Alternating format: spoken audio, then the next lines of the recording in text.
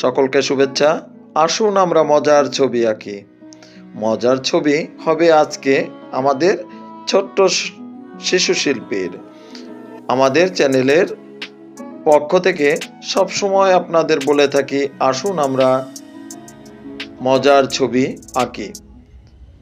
আমাদের চ্যানেলের ছোট্ট শিশু শিল্পীর অনুরোধে আজকে আঁকছি ময়ূরপঙ্খী ঘোড়া।